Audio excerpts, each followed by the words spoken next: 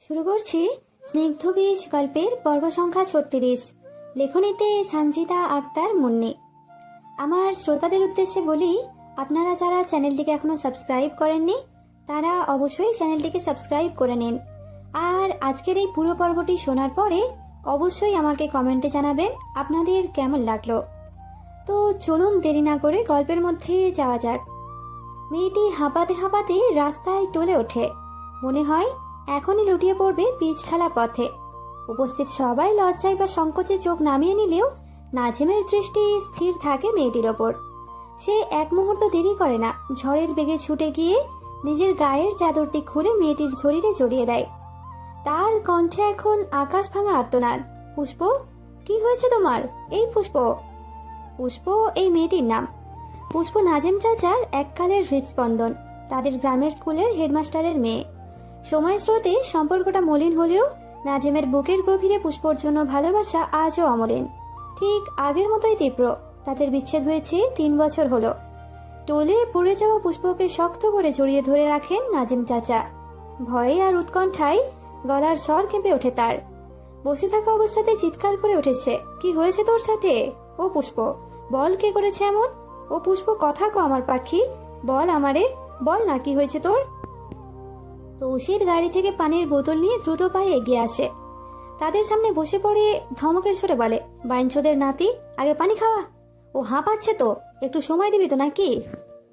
নাজিম পুষ্পের গায়ে চাদরটা ভালো করে জড়িয়ে দিতে দিতে বলে, দাঁড়া না, ও বলুক। পুষ্পা এতক্ষণ পর মুখ খোলে। কাঁপা কাঁপা হাতে নাজিমের পাঞ্জাবির কলার খামচে ধরে সে হু হু করে কেঁদে ওঠে, নাজিম ভাই, আমাকে বাঁচাও, আমাকে বাঁচাও নাজিম ভাই। আমি আজ আসরের পর স্কুল থেকে প্রাইভেট পড়ে আসছিলাম। কান্নায় কথা আটকে যায় পুষ্পের। বলতে পারে না কি আসলে সে বলতে চায়।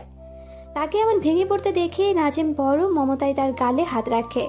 আশ্বাস দিয়ে বলে, এই বল না কি হয়েছে, আমাকে বল। পুষ্প এবার ডুকরে কেঁদে ওঠে।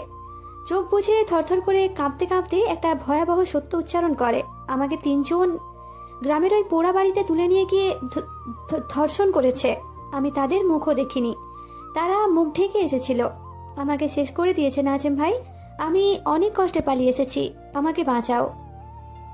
কথাটা শুনে নাজিমের মুখ দিয়ে আর কোনো শব্দ বের হয় না। সবাই স্তব্ধ হয়ে যায় এই কথা শুনে।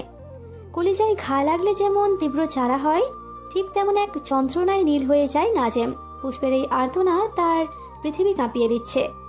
নাজিম কাল বিলম্ব না করে পুষ্পকে পাঁজা খোলা করে তুলে নেয়। উঠে দাঁড়াতে দাঁড়াতে চোয়াল শক্ত করে বলে, কাঁদিস না পুষ্প, ওদের সব কয়টাকে আমি খুঁজে বের করে পিস পিস করব। তুই কাঁদিস না আমার ফুল। পুষ্প ফুপিয়ে ফুপিয়ে বলে, আমার কি হবে? আমি তো এখন নষ্ট হয়ে গিয়েছি, সবাই তো আমাকে কলঙ্কিত বলবে, ধর্ষিতা বলবে। নাজিমের চোখে আগুন, অথচ কণ্ঠে এক অদ্ভুত দৃঢ়তা। তোকে ওরা স্পর্শ করেছে কেউ জানবো না, ওদের বিচার আমি করব, আমার আদালতে, আমি একান্তে। আর এই মুহূর্তে আমি তোকে বিয়ে করবো। বউ হবি তুই আমার? বল না, বউ হবি? বিয়ে করবো আমি তোকে, এক্ষুনি বল। কথাটা বলেই নাজিম মিনহাজের দিকে তাকায়। মিনহাজ, গাড়ি টান, সোজা কাজী অফিসের দিকে।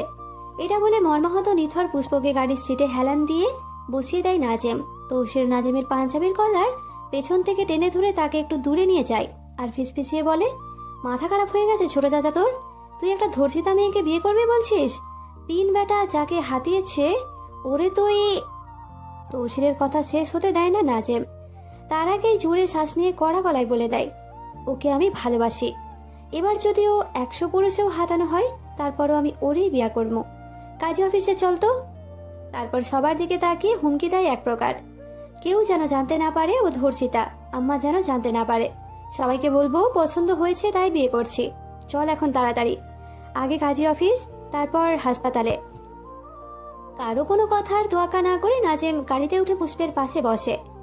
তৌসির আর কি বলবে, যার জীবন তার ইচ্ছে। আর পুষ্প তো নিজে চেঁচে কলঙ্কিত হয়নি, তাহলে পুষ্প কেন নাপাক হবে? পুষ্প তো পবিত্রই আছে। দীর্ঘশ্বাস ছেড়ে ড্রাইভিং সিটের পাশে গিয়ে বসে তৌসির। তার পাশ ঘেঁষে বসে রুদ্র। জায়গা নেই তো কি আর করার। গাড়ির ভেতর পুষ্পকে নিজের বুকে শক্ত করে টেনে ধরে নাজিম। তার মাথায় হাত বুলিয়ে দিতে দিতে পানির বোতলটা এগিয়ে দেয়।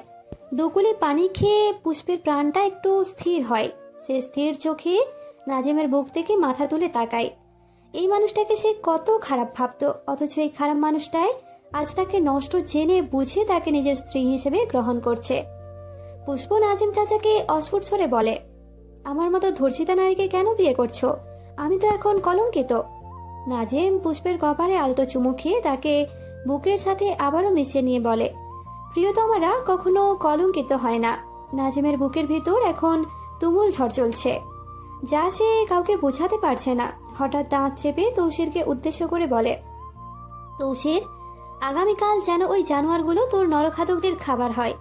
তপ্ত শ্বাস ছেড়ে তৌসির উত্তর দেয়, হয়ে যাবে, চিন্তা করো না, চলো আগে কাজী অফিস। এখানে পুষ্পের তো কোনো দোষ নেই, পুষ্পই রয়েছে। তাই এই বিয়েতে আমি নিজে তোমার উকিল বাপ হব। এখন থাইকা পুষ্প আমার মাইয়া। তৌসিরের কথা শুনে গাড়িতে থাকা সবার মুখের মেঘ কেটে যায়। সবাই ভেবেছিল তৌসির হয়তো এই বিয়েতে রাজি নয়, কিন্তু তার এই সমর্থন সবার কাছে এক পশলা বৃষ্টির মতো স্বস্তি নিয়ে আসে। বিয়ে পড়িয়ে শিকদার বাড়িতে নিয়ে ফিরেছেন এখন। হুটহাট বিয়ে পড়িয়ে শিকদার বাড়ির ছেলে বউ নিয়ে ফিরেছে এমন খবরে সচরাচর যেখানে ঝড় নেমে আসার কথা, সেখানে উল্টে সবার মুখে স্বস্তির হাসি। সবার মুখে মুখে এখন একটাই বলি, আলহামদুলিল্লাহ। কারণটাও অবশ্য পরিষ্কার, এই ছেলেকে বিয়ের পিড়িতে বসানো যে প্রায় অসাধ্য ছিল। তার উপর এভাবে ঘরোয়া বিয়েতে বেঁচে গেল বিশাল অঙ্কের খরচ। বাড়ির সবার মনের ভাবটা এমন, যেভাবেই হোক অবশেষে বিয়েটা তো হলো। তবে এই উৎসব মুখর পরিবেশের আড়ালেই চাপা পড়ে আছে এক অজানা গল্প। পুষ্পর ওপর দিয়ে গত কয়েক ঘন্টায় কি ঝড় বয়ে গেছে তা এই বাড়ির কেউ জানে না। কাজী অফিস থেকে ফেরার পথে কাজীর বাড়িতেই তাকে ফ্রেশ করানো হয়েছে, গায়ে জড়ানো হয়েছে কাজীর মেয়ের কাপড়। শিকদার বাড়ির মানুষ জানলো ছেলের পছন্দ করা বউ এই পুষ্প কোনো কথা বলে না, কোনো প্রতিবাদও করে না। পাথরের মূর্তির মতো সে কেবল নিঃশব্দে সবকিছু গিলে নিচ্ছে। তার বলার মতো শব্দ ভাণ্ডার যেন ফুরিয়ে গেছে। আপাতত তাকে একটি আলাদা ঘরে বিশ্রামে রাখা হয়েছে। সিদ্ধান্ত হয়েছে আগামীকাল সকালে ছোটখাটো আয়োজনের মাধ্যমে সবার সামনে তাকে বরণ করে নেওয়া হবে। ওদিকে পুষ্পর বাবাকেও খবরটা পৌঁছে দেওয়া হয়েছে। মেয়ের নিখোঁজ হওয়ায় যিনি কিনা একটু আগেও পুলিশ স্টেশনে অস্থির হয়ে ঘুরছিলেন, বিয়ের খবর শুনে তিনি আকাশ থেকে পড়লেন না, বরং এক অদ্ভুত প্রশান্তি অনুভব করলেন। রাগে ফেটে পড়ার বদলে তিনি উল্টে ভীষণ খুশি। বিবিজানকে জানালেন কাল সকালেই তারা মেয়ে জামাইকে দেখতে আসবেন। বিবিজান ফোনটা রেখে গভীর এক ভাবনায় ডুবে যান। দীর্ঘ অভিজ্ঞতায় তিনি এমনটা আগে দেখেননি। মেয়ে পালিয়ে বিয়ে করেছে শুনে কোনো বাবার এমন নির্লিপ্ত, এমনকি খুশি হওয়ার নজির আছে নাকি? কোনো উত্তেজনা নেই, কোনো রাগ নেই, ভদ্রলোকের এমন আচরণ বিবিজানকে ভাবাচ্ছে। তিনি ভাবতে বাধ্য হচ্ছেন এই সহজ সমীকরণের পেছনে কোনো জটিল অঙ্ক নেই তো। দোতলার করিডোরে ছায়ার মতো দাঁড়িয়ে আছে নাঝা, নিচে সে নামেনি। করিডোরে দাঁড়িয়ে সব দেখছে। এই বাড়িতে হঠাৎ পুষ্পকে দেখে বিস্ময়ে তার চোখগুলো বড় বড় হয়ে যায়। পুষ্প এখানে কেন? পুষ্পর উপস্থিতি মুহূর্তের জন্য নাঝার হৃদয়ে তোলপাড় তোলে। একই সাথে শান্তি, আবার এক অশান্তি অনুভব করে নাঝা। তবে সব দোটানা ছাপিয়ে শেষমেশ তার ঠোঁটের কোণে ফুটে ওঠে এক চেলতে স্বস্তির হাসি। নিজের অজান্তেই বিড়বিড় করে ওঠে, তাহলে কি আমি মুক্ত? স্বার্থের এই অদৃশ্য শিকল থেকে আমি কি ছাড়া পেলাম? এখন কি আমি নিজের মতো করে সংসার করতে পারবো? গভীর এক দীর্ঘশ্বাস ছেড়ে নাঝা নিজেই নিজেকে উত্তর দেয়, আলহামদুলিল্লাহ, এখন আমি মুক্ত। অনেকক্ষণ পর তৌসির সবকিছুর শেষে ঘরে প্রবেশ করে দেখে নাঝা আয়নার সামনে বসে চুল আঁচড়াচ্ছে। তৌসির দীর্ঘশ্বাস ছেড়ে নাঝার পেছনে গিয়ে দাঁড়ায়। নাঝা মুখ ফুলিয়ে বসে আছে। এবার কেন মুখ ফুলাচ্ছে এই নারী তা তৌসির জানে না। এত কিছু হয়ে গেল, তারপরও নাঝা নিচে নামেনি। তৌসিরের তো নজর আটকে যায় নাঝার ওপর। আজ তার কৈতরী শাড়ি পরেছে, একটা কালো জর্জেটের শাড়ি। শাড়িটা বেশ খোলামেলা অবস্থায় পরা। নাঝার ধপধপে ফর্সা পেট স্তব্ধ চোখে ধরা দিচ্ছে। কপালে ছোট্ট একটা কালো টিপ দেওয়া, তার কালচে সবুজ আভাওয়ালা নয়নজোড়া অরণ্য রহস্যে মোড়া। চোখের নিচে চিকন করে কাজল আঁকা, 2 হাত ভর্তি কালো আর সাদা রেশমি চুড়ি। নাঝাকে এইভাবে সাজিয়ে দিয়েছেন বিবিজান, আর এই কারণে সে মুখ ভার করে বসে আছে। তার মধ্যে তৌসির দেরি করে ঘরে ফিরেছে। আজ কথা দিয়েছিল তাড়াতাড়ি ফিরবে, কিন্তু এতে নাঝা রাগ করেনি, তার মন বিষাদে ছুঁয়ে আছে। এটা নিয়ে বিবিজান কেন তাকে কয়েকদিন পর পর এমন সং সাজান, কি জন্য সাজান, কেন তিনি এমন করে, নাঝা বোঝে না। উল্টে প্রশ্ন করারও সাধ্য নেই, করলেই নাৎসিদের মতো বকাবকি করতে থাকেন। তৌসির নাঝাকে খুঁটিয়ে বিমোহিত দৃষ্টিতে বারবার দেখতে থাকে। ভেতরটা ধরফর করছে। আজ নিজেকে দমিয়ে রাখা বোধহয় বেশ কষ্টদায়ক হয়ে যাবে। তৌসির ধীরে ধীরে ঝুঁকে নাঝার দুই বাহুতে হাত রাখবে বলে উদ্যত হয়, কিন্তু তার হয় না। নাঝা বসা থেকে হুট করে উঠে দাঁড়ায় আর বলে, হাত শরীরে লাগলে হাত কেটে ফেলবো কিন্তু। এমন হুমকি দিয়ে নাঝা আলমারির দিকে যাওয়ার জন্য পা বাড়ায়। তৌসির এখনো বুঝতে পারলো না ঠিক কি জন্য নাঝা রেগে আছে, কে তাকে সাজিয়ে দিল। তৌসির ভালো করেই সেটা জানে। নাঝা নিজে এমন সুন্দর করে সাজার পাত্রই নয়। তৌসির নাঝাকে আটকাতে চট করে তার শাড়ির আঁচল টেনে ধরে ফিসফিসে ওঠে, ফ্যাট করিস না তো, শরীরটা বড্ড ক্লান্ত। আয় না, একটু বুকে আয়। এমন করতেছ কেন, সাউরার নাতিন? এটা বলতে বলতে তৌসির নাঝার শাড়ির আঁচল হাতের মুঠোয় নিয়ে গুটিয়ে নাঝার একদম নিকটে গিয়ে তার ঘাড়ের কাছে মুখ নিয়ে বলে, কি হয়েছে? কে এত সুন্দর কইরা সাজাইয়া দিছে শুনি? কে আমারে মারার লাইগা এত বাড়ছে যে তোরে সাজাইয়া অস্ত্র বানাইয়া আমার সামনে দিচ্ছে? এটা বলে তৌসির নাঝার চিকন কোমরে দুদিকে নিজের শক্ত হাত রাখে। নাঝা চিল্লিয়ে ওঠে, আর কে দিবে শুনি? আপনার যে প্রথম বউ আছেন, যাকে আমার আগে সাগা করেছেন, সেই সাজিয়ে দিয়েছে। আমাকে যখন মন ধরে তখন আপনার বিবিজান শাড়ি পরায়, তাও এত অশ্লীলভাবে পরায় যে সব কিছু দেখা যায়। নিজের দিকে নিজেই তাকানো সম্ভব হয় না। উনি কেন এমন করেন? আমি থাকবো না আপনার সংসারে, চলে যাব, আমি চলে যাবো ওনার যন্ত্রণায় একদিন। তৌসির নাঝার অভিযোগগুলো শুনেও কিছু বলে না। বলার তো পরিস্থিতি নেই এখন। তার যে ভারী নেশা লেগেছে, তার নাঝার নেশা লেগেছে অন্তরে। তৌসির নাঝাকে নিজের দিকে ঘুরিয়ে ধীরলয়ে নাঝার সামনে হাঁটু গেড়ে বসে পড়ে। নাঝার পেটের ওপর থেকে শাড়ির অংশ সরিয়ে নাঝার উন্মুক্ত উদরে নিজের ঠোঁট মুখ চেপে ধরে জোরে জোরে শ্বাস ছাড়ে। তারপর উন্মাদের মতো একের পর এক চুমু খেতে থাকে। নাঝা চোখ বুঝে দুই হাত মুষ্টিবদ্ধ করে দাঁড়িয়ে থাকে। হাঁটু পর্যন্ত কাঁপছে মেয়েটার। তৌসিরের এই উন্মাদনায় পায়ের তালু ঘেমে যাচ্ছে, স্নায়ু টানটান হয়ে আসছে। তৌসির নাঝার কোমরে শক্ত করে হাত রেখে তার উদরে নাক মুখ ঘষতে ঘষতে বলে, কৈতরি, তুই এভাবে প্রতিদিন শাড়ি পরিস, আমি একবেলা ভাত না খাইয়া তোর পেটে চুমু খাইয়া নিজের পেট ভরাইয়া নিম। এটা বলে আবারও তৌসির পাগলামিতে ডুবিয়ে যায়।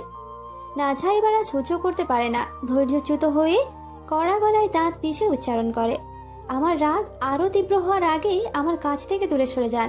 ভালোই ভালোই বলছে কিন্তু। তবে তৌসির কি এসব শোনার পাত্র নাকি? না, সে তো এইসব শোনার বান্দা মোটেও না। তৌসির উঠে দাঁড়ায়। দাঁড়িয়ে নাঝার মুখের দিকে কিছুক্ষণ চেয়ে থাকে। চিলের মতো টান মেরে নাঝার পাতলা শরীরটা নিজের বাহু ডোরে বন্দি করে নিয়ে বিছানার দিকে হাঁটতে হাঁটতে বলে, রাগ করিস না সাওয়ার মাইয়া, আজ তোর লগে কিছু একটা হইয়া যাইব মনে হয় আমার। নাঝা তো এসবের জন্য প্রস্তুত নয় অন্তত আজ। তাইও ছটপট করতে করতে বলে, ছাড়ুন তৌসির, আজ মন যাচ্ছে না এসব।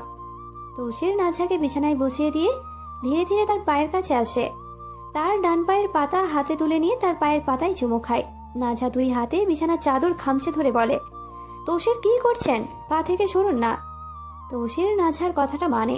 সে ধীরে ধীরে বিছানায় উঠে বসে নাঝার ব্লাউজের ফিতেটা খুলে দিতে দিতে ফিসফিসিয়ে বলে, খুলে নেই কৈতরি সব। তৌসিরের ঠান্ডা আঙুলের ছোঁয়া নাঝার অনাবৃত পেট ছুঁয়ে যায়। ব্লাউজ কাটিং এর ফাঁকে নাঝা ছটপটিয়ে বলে, হাত সরান না, কেমন করছে শরীরটা, ঝিনঝিন করে কাঁপছে যেন। তৌসির নাঝার পরিধেয়র বাঁধনগুলো একে একে খুলে দিতে শুরু করে। তৌসিরের হাত দুটো ধীরলয়ে উঠে আসে। ওর আঙুলের ডগা যখনই নাঝার পিঠের এক একটা ফিতে স্পর্শ করে, অমনি বিদ্যুৎ চমকের মতো শিহরণ খেলে যায় নাঝার মেরুদণ্ড জুড়ে। মেয়েটা কাঁপছে, থরথর করে কাঁপছে ওর চোখের পাতা, কাঁপছে হাতের আঙুলগুলো। সে চাইলেও এই কাঁপুনি থামাতে পারছে না। তৌসির খুব আলতো করে পৃথিবীর সবচেয়ে কোনো দামি জিনিস, কাচের জিনিস ছুঁয়ে আছে। ঠিক সেভাবেই ফিতের বাঁধনটা ধরে। একটা টান, বাঁধনটা আলগা হয়ে যায়। ফিতেটা খুলে যাওয়ার সাথে সাথেই তৌসিরের তপ্ত আঙুলগুলো নাঝার পিঠের মসৃণ ত্বক ছুঁয়ে দেয়। সেই ছোঁয়ায় নাঝার শরীরের কাঁপুনি আরো বেড়ে যায়। ওর মনে হচ্ছে পায়ের নিচ থেকে মাটি সরে যাচ্ছে। তৌসিরের আঙুলগুলো পিঠের ওপর দিয়ে খুব ধীরে ধীরে চলাফেরা করছে, আর প্রতিটি স্পর্শে নাঝার বুকের ভেতর তোলপাড় হয়ে যাচ্ছে। সে শক্ত করে নিজের ঠোঁট কামড়ে ধরে, চোখ দুটো বুজে ফেলে আবেশে। তৌসিরের এই স্পর্শে কোনো তাড়া নেই, আছে এক গভীর সম্মোহন, যা নাঝাকে এক মুহূর্তে পুরোপুরি অবশ করে দিচ্ছে। নাঝার এমন কাঁপুনি দেখে থমকে ওঠে তৌসির। শাওয়ার মাইয়া এমন এক কাঁপস কে? এটা বলেই তৌসির নাঝার বক্ষবন্ধনীর বাঁধন ফসকে দেয়। তৌসির নাঝার নিরাবরণ শুভ্র কোমরে 2 হাত শক্ত করে রেখে নিজের ঠোঁট মুখ চেপে ধরে নাঝার রক্তাভ অনাবৃত শুভ্র পিঠে।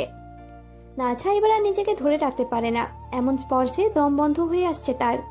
নাঝা তরতর করে কেঁপে উঠে চিৎকার করে বলে, তৌসির আর না, অনেক হয়েছে।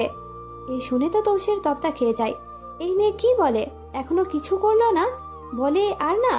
তৌসির তিক্ত সুরে বলে, ধুর ছিনাল, ছুঁইলাম না, ধরলাম না, কিছুই করলাম না, তুই শেষ মারাস কিতা। এটা বলে তৌসির তাকে বালিশে শুইয়ে দিয়ে তার দিকে ঝুঁকতে ঝুঁকতে বলে, চল এসব ছাওয়া মাওয়া বগাজাতি কথা বাদ দে, শাড়ির পিনটা কোথায় খুলে। এটা বলে তৌসির পুরোটা বিছানায় উঠে নাঝার উপর ঝুঁকে যায়। নাঝার হাত পা এতটুকুতেই কাঁপতে শুরু করেছে। নাঝা কাঁপা হাতে বিছানার চাদর খামচে ধরে চোখ বুঝে মিনমিনিয়ে বলে, পিন নেই তো। এ শুনে তৌসির মহা খুশি হওয়ার জগাড়। ও মুচকি হেসে বলে, যাক, শাওয়ার মাইয়া হ্যান ত্যান খুলতে হইব না, এক টানে শাড়ি হাতে আনতে পারমু।